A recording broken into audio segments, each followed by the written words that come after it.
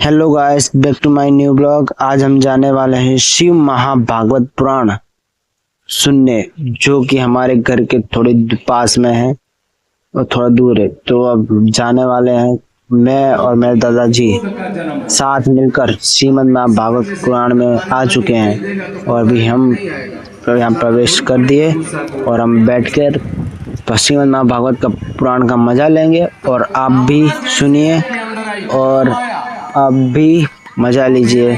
और ये हमारे आ चुके हैं महाराज। हम जय श्री राम। हम श्रीमद् भागवत पुराण सुनिए। बुरे लोग मुट्ठी भर ही होते हैं, ज्यादा नहीं होते, लेकिन वो बुरे लोग मुट्ठी भर ही अच्छे लोगों पर भारी पड़ जाते हैं। मुट्ठी भर बुरे लोग जीत जाते हैं। क्यों? कभी आप विचार किए हैं इस पर? एक ही बात अगर गहराई से आप विचार करेंगे तो एक ही बात निकल करके आएगी कि सद्गुणी जो होता है वो जल्दी से इकट्ठा नहीं होता और दुर्गुणी जो होता है वो बिना बुलाए दौड़े चला आता है। 5 गजेड़ियों को आपको बुलाना नहीं पड़ेगा। एक गांजा पीना शुरू किया तो 4 गजेड़ी बिना बुलाए दौड़े चले आएंगे। बोलो जय श्री राम।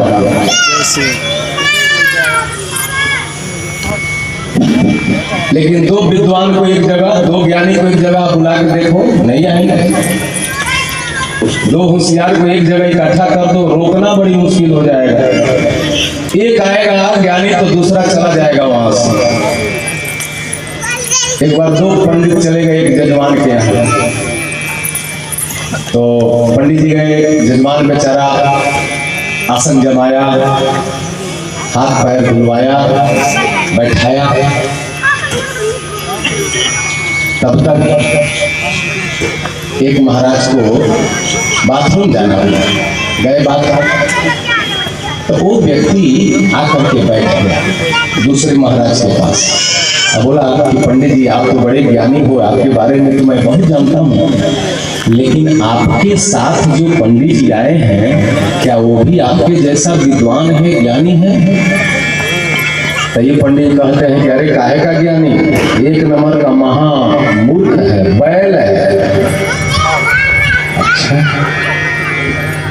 तब तक वो पंडित जी आ गए। वो पंडित बैठ गए थे, पंडित जी गए तो फिर वो तो राजनीतिक आदमी था, उनके पास आके बैठा। बोला महाराज, आपके बारे में तो मैं जानता हूँ, आप तो बड़े पढ़े लिखे विद्वान हो, और आपके साथ जो आए हैं क्या वो भी आपके जैसा पढ़े लिखे हैं? तो अब वो उनको बोलते हैं, अरे काहे का, महागधा है। ठीक है, एक को बोला बैल, एक को बोला गधा। आसन लगाया, थाली रख दिया आगे, भोजन करिए चल करके। दोनों बैठ गए, थाली आ गई तो एक के थाली में भूसा रख दिया और दूसरे के थाली में घास रख दिया। बोला जीमो, खाओ। अभी तो दोनों क्रोधित हो गए, ये हमारा अपमान है, हम ये घास भूसा खाते हैं। उठ के खड़े हो गए।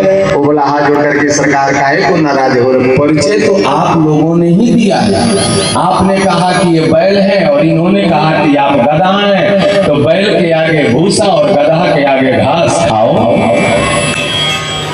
क्या मिलेगा? यही मिलेगा समाज से। जब ज्ञानी पुरुष इकट्ठा नहीं होंगे तो समाज से हमें घास भूसा ही मिलेगा और कुछ मिलने वाला नहीं है। बोलो जय श्री राम। यही बात ये देवराज ब्राह्मण के अंदर आ गई। अनीति से धन कमाने लगा, गलत संगत में पड़ गया। परिणाम हुआ कि एक दिन एक चरित्रहीन के संगत में पड़ करके और अपना सर्वस्व समाप्त कर दिया। धीरे धीरे जब तक शरीर में शक्ति थी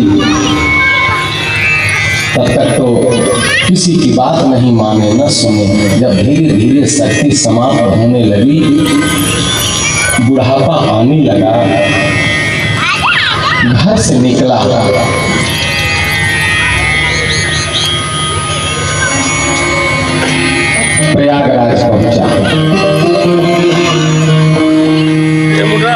रोग इसको हो गया, गलत संगत में पड़ा तो क्षय रोग का रोगी हो गया। इतना पीड़ा होने लगा, प्राण निकलते नहीं थे, रोता था। लेकिन अब पछताए हो तो क्या, जब चिड़िया चुन गई।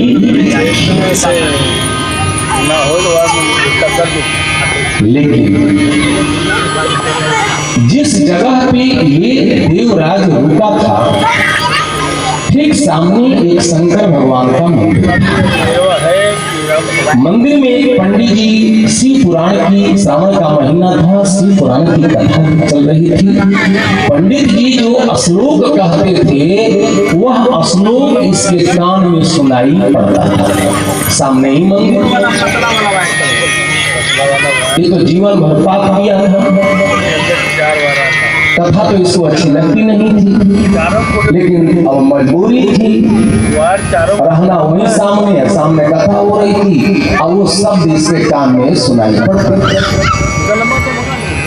तो जो शक्ति होती है वस्तु की, वो अपना प्रभाव छोड़ती है, चाहे कोई भी शक्ति वस्तु हो। आप जहर को ले लीजिए, जहर के बारे में हमें मालूम हो या न हो, यदि हम पी गए तो हमें मार देगा। अग्नि के बारे में हमें मालूम हो या न हो, यदि अनजान में भी छू लिया तो हमको जला देगा। बिजली के बारे में हमें मालूम हो या न हो, यदि तार से स्पर्श हो गया तो करंट मार देगा। अमृत के बारे में हमें मालूम हो या न हो, यदि हम पी गए अनजान में भी तो हमें अमर बना देगा। क्योंकि वस्तु शक्ति ज्ञान की अपेक्षा नहीं रखती, वो अपना प्रभाव दिखाती है, चाहे आप जान की करो और चाहे आप अनजान में करो। बोलो जय जय सिया राम। भाये तू भाये अनथ आलस हूँ,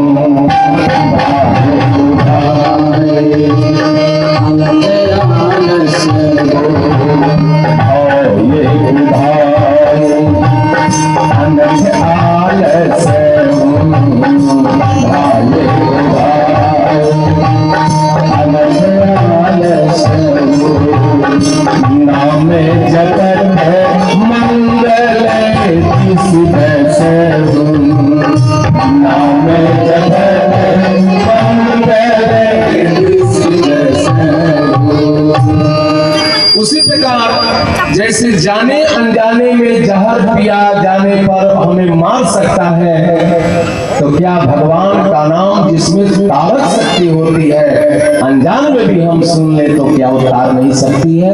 तार सकती है, क्योंकि भगवान के नाम में वो तारक शक्ति प्रदान है, विद्यमान है।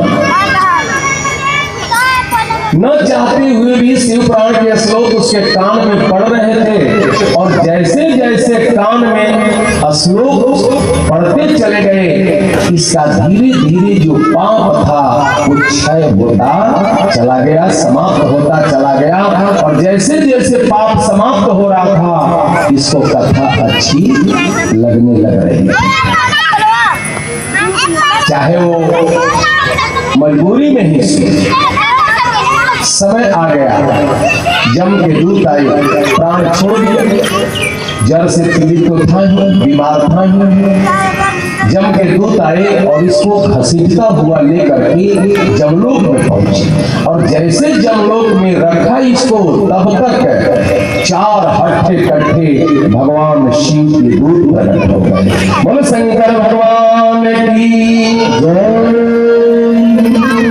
देवराज समासान्ते ज्वरेणा पीडितो मृतः, बधो जम भटैतासै नीतो जमपुरी बलात् हठात जब जम के दूत इसको ले गए जमलोक में, जैसे पटका कि शिव के दूत प्रकट हो गए, मार धक्का जम के दूतों को गिरा दिया, त्रिशूल लेकर के पड़ गए। बोला डांट के, खबरदार, क्यों इसको उठा करके लाए? बोले कि अरे ये पापी है, जीवन भर पाप किया है और पापियों का स्थान तो इसी नरक में ही होता है, इसको दंड देने के लिए हम उठा के लाए, पापियों को लाना हमारा काम है। शिव के दूत बोले कि ये शिव पुराण की कथा श्रवण कर लिया। आज जो शिव शब्द का अर्थ ही होता है कल्याण, सम कल्याण करोति इति शंकरः। तो जो शिव मात्र एक बार कह देने से जीव का कल्याण हो जाता है, तो ये तो संपूर्ण शिव पुराण की कथा श्रवण किया है, तो अभी तक इसका पाप बाकी ही रहा होगा। मार धक्का त्रिशूल से गिरा दिया। हल्ला जब शोरगुल हुआ, यमराज दौड़े दौड़े आए कि भाई मेरे लोक में शोर कैसा महल में होने लगा। आकर के देखा तो हट्ठे कट्ठे शिव के दूतों को। अब जब शिव के दूत को यमराज देखे तो काहे की हिम्मत हो कुछ बोलनी। भाई राष्ट्रपति का ही फरमान सामने से आ गया तो फांसी पर लटका हुआ व्यक्ति, इसको कोई जेलर फांसी दे सकता है? वो तो राष्ट्रपति का फरमान है, इसको फांसी से मुक्त कर दिया। तो चुप हो गए यमराज, कुछ नहीं बोले। और वह शिव के दूत उस देवराज ब्राह्मण जो मरा हुआ था उसको उठा करके सीधे शिवलोक में पहुंचा दिया। और वह शिवगण बन करके और शिवलोक में विराजमान हो गया। बोलो शंकर भगवान की।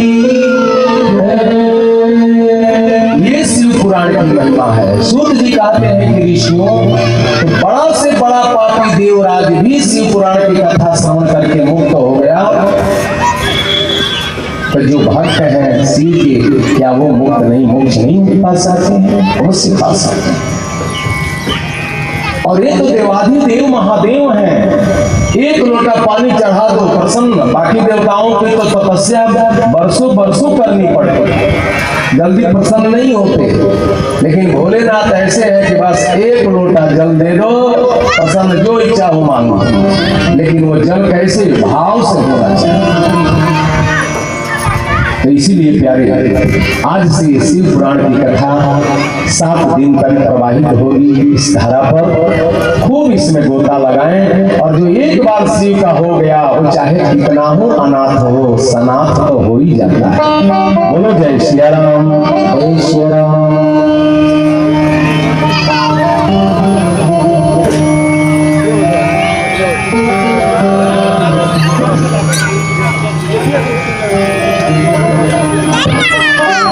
अरे शिव कथा गंगा, शिव कथा गंगा, अरे सरस बह जाए या में कोई कोई नहा।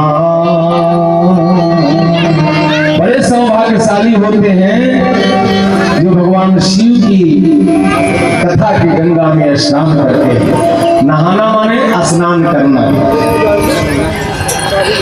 अरे शिव कथा गंगा सरस बही या में कोई कोई नहा। शिव कथा गंगा सरस बही शिव कथा गंगा सरस बही या में कोई कोई नहा।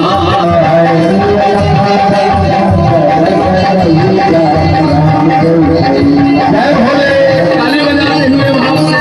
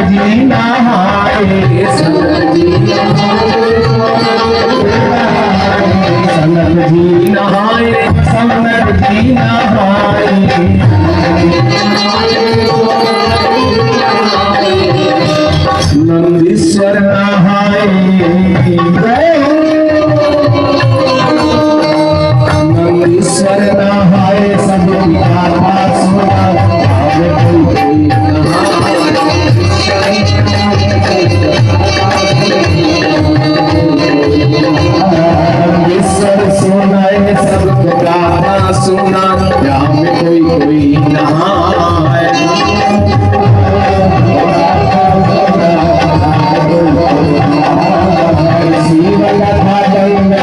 रस वही जाए यहाँ में कोई नहाए।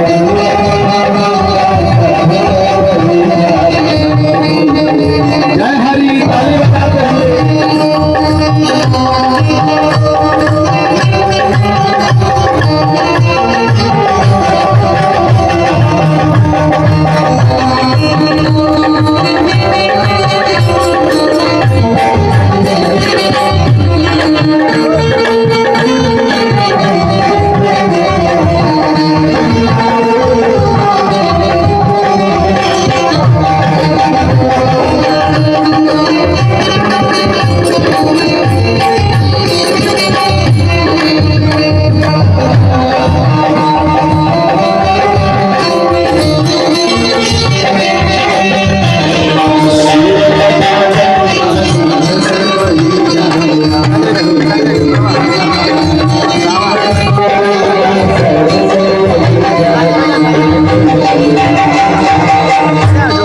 सूत जी नहाए, वेद व्यास जी नहाए, सूत जी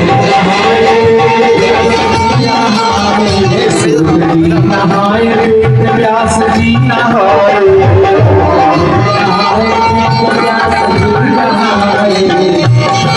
नारद जी नहाए, जय हो नारद जी नहाए, अपनी वीणा बजाए, यहाँ में कोई नहाए।